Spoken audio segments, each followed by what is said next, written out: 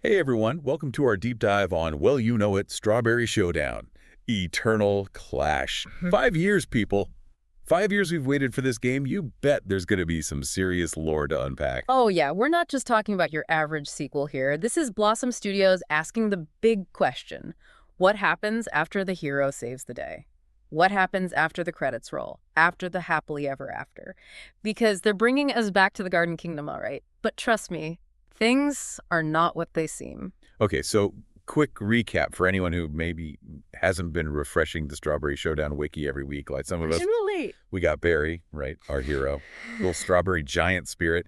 They spent 10 seasons defending the Garden Kingdom from, well, everything. Rotten hordes, power-hungry emperors. Don't forget that time Barry had to fight a cosmic mold with a serious anger management problem.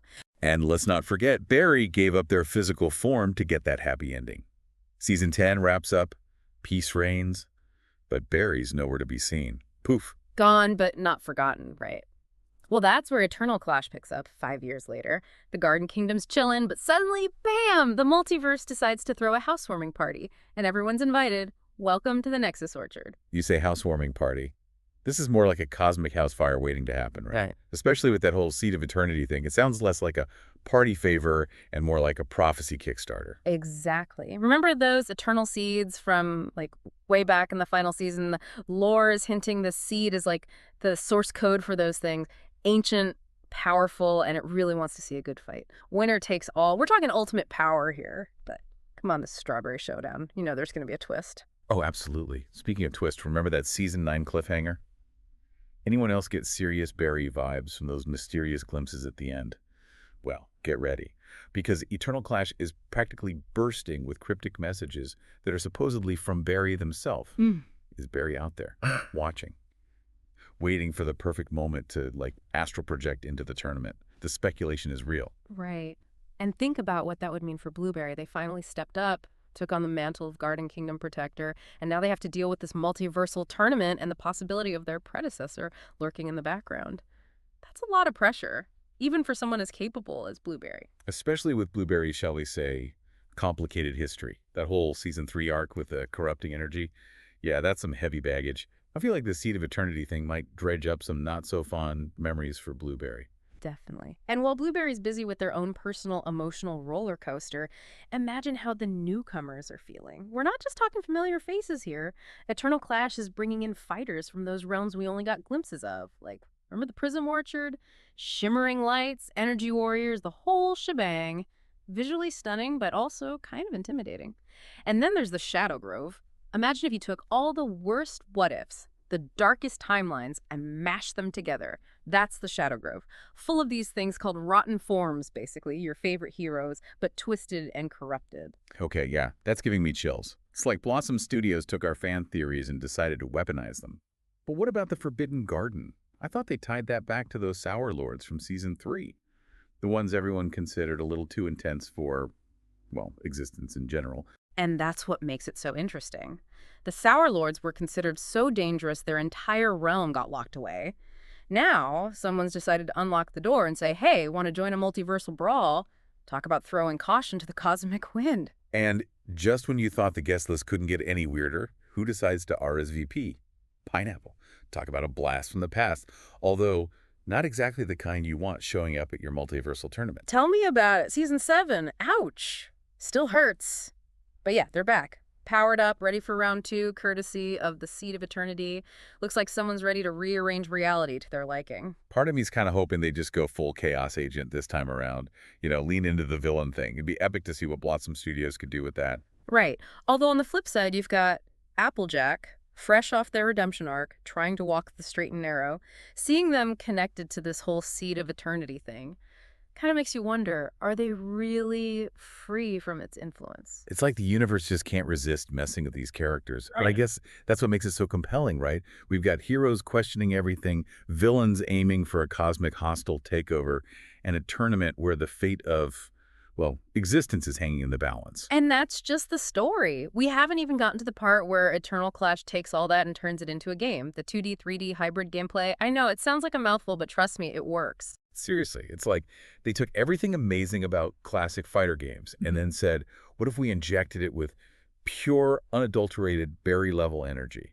You get those awesome 2D fighter vibes, then it spills into 3D with these crazy combos, and yeah, it's pretty special. Blossom Studios really captured that energy from the anime's fights. And the way they wove the lore into the gameplay, forget those boring cutscenes, we're talking a full-on lore battle mode. You win a fight, you unlock a chapter in this visual novel that's unfolding as you play, complete with branching paths, multiple endings. Hold on. So you're telling me I can go toe-to-toe with Nightshade, then I can read a whole chapter about their secret tragic backstory. And my choices in the story can change how it all goes down. Exactly. It's not just about winning, it's about uncovering secrets, forging alliances. You might even determine the fate of the Garden Kingdom itself.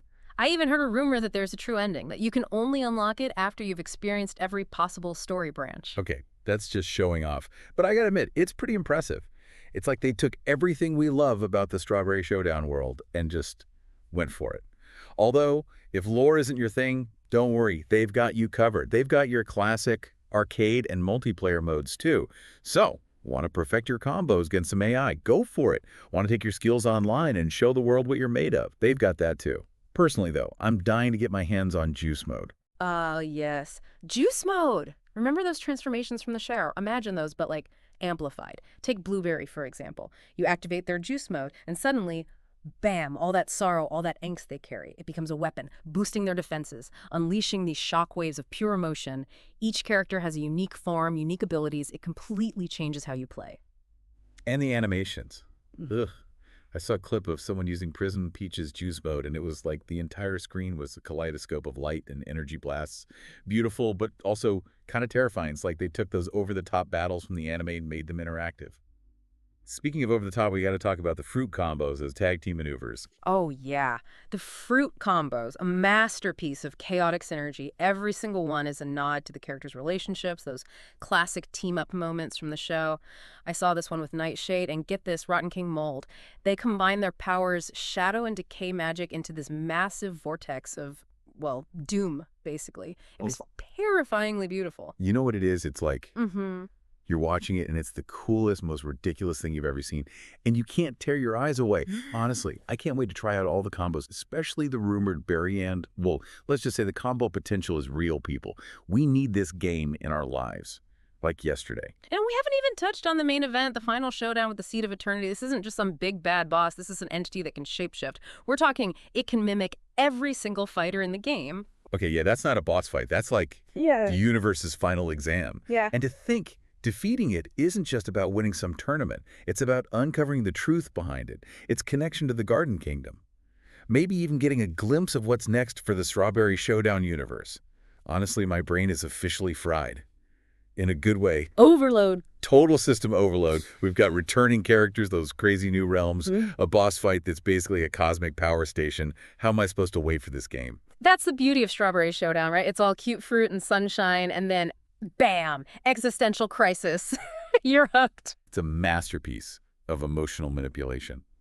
But seriously, out of everything we've talked about, Blueberry's story is the one that's really got me thinking. I mean, talk about pressure. They're carrying the weight of Barry's legacy, dealing with their own past, and oh yeah, trying to stop the multiverse from imploding. It really gets to the heart of what Eternal Clash is asking. What happens after the hero saves the day? Can they just clock out, maybe take up pottery? Not if you're Blueberry, apparently. Though, let's be real, we haven't even touched on those cosmic mold remnants still floating around, or that whole thing with the Decay Emperor. It's like Blossom Studios saw all our fan theories and said, hold my juice box, I've got this. It's going to be fascinating to see how it all plays out, especially with those rumors about a final lore drop, you know? The one that reveals Barry's ultimate fate. Imagine. Finally, some answers after all this time. Closure. Answers. Maybe even a glimpse of the future. I don't know how I'm going to survive the wait. Well, until then, I have a question for you and for all our listeners out there. If you were pulled into the Nexus Orchard, what kind of fruit warrior would you be? What kind of powers would you wield? Ooh, that's a good one. Would you fight for order, for chaos, Yeah. or would you forge your own path? Let us know. We want to hear your theories. And until next time, happy gaming, everyone. May your combos be epic, your strategies cunning, and your juice reserves always full.